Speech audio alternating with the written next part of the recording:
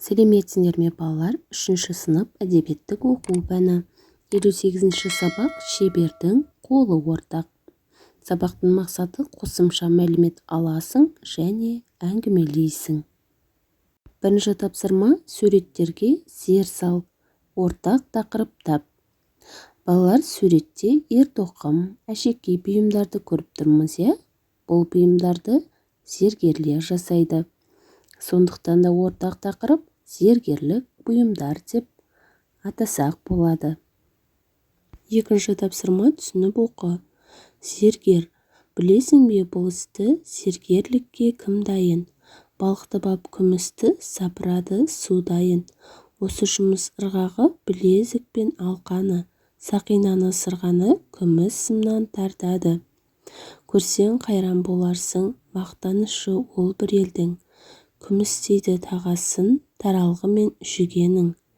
Демеңіздер бұл қалай, күмісті де ейлеген. Осы өнерді мұрадай, зергерлерден үйренем. Өлеңнің авторы Фариза Оңғарсынова. Сөздікпен жұмыс тартады, жасайды деген мағынаны білдіреді. Таралғы бұл ат әбзелі. Үшінші тапсырма ақын сұрағына жауап бер. Білесің бе бұл істі зергерлікке кім дайын? Зергерлікке балалар жүрегінде шығармашылыққа деген сезімі ерекше, қолынан өнері тамып тұратын адамдар лайықты, иә? Себебі зергерлер қатты күмісті илеп тұрып, кереметтей өнер шығарады. Ол оңайға соқпайды. Төртінші тапсырма өлеңге сүйеніп зергерлік өнері туралы айт дейді. Балалар, зергерлік өнері бұл керемет шығармашылық шеберліктің биік шыңы деп есептеймін. Себебі қатып қалған темірді, күміс, мыс, алтынды қолмен илеп кереметтей нәзік жаратылысқа айналдыру ол ерекше шеберліктің зергерлердің ғана қолынан келеді. Сондықтан да зергерлік өнері тұнып тұрған өнердің бірі деп айтуға болады. Бесінші тапсырма өлеңді тыңда. Тобылғы.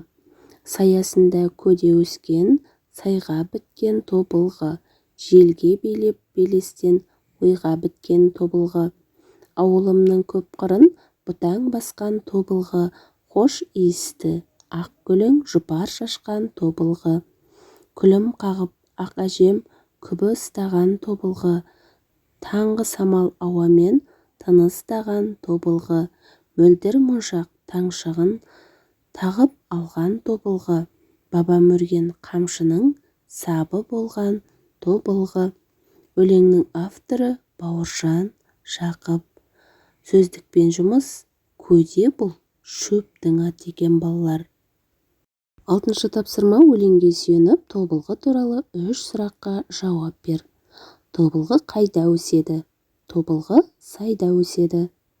Тобылғының қандай гүлдері бар? Тобылғының ақ жұпар гүлдері бар. Тобылғы қалай пайдаланылады? Тобылғы көп ұстағанда әрі оны қамшының сабын өргенде пайдаланылады. Жетінші тапсырма зергерлік өнерге қатысты кесте бойынша сөйле. Мұндағы кестеде балалар зергерлік өнері жайлы не білемін, не білдім, не білгім келеді.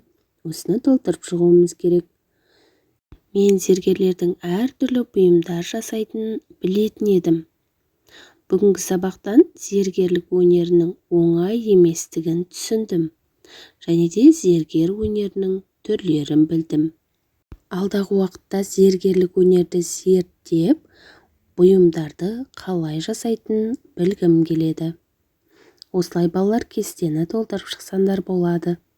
8-ші тапсырма ғаламтордан немесе энциклопедиядан халқымыз тобылғы немесе қамшыны неліктен қастерлегені туралы мәліметтер жинастыр.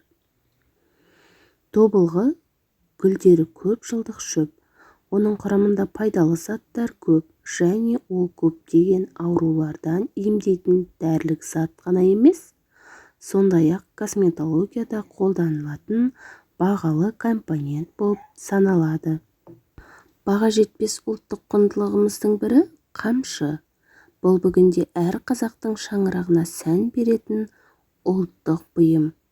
Халқымыздың тұрмыс-тіршілігінде, салт-дәстүрінде қамшының алатын орны ерекше. Ол бірегей өнер туындысы ғана емес, сый-сияпаттың төресі, ер-жігіттің серігі, шаңырақтың киесі саналған. Сол себепті әрбір қазақ қамшының қасиетін біліп жүруі керек. Ал балалар, осымен бүгінгі сабағымыз аяқталды. Сендерге барлық тапсырмалар түсінікті болды деген ойдамын.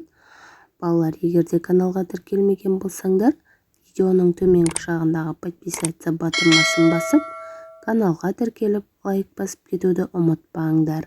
Келесі жаңа сабақта кездескенше сау болыңдар.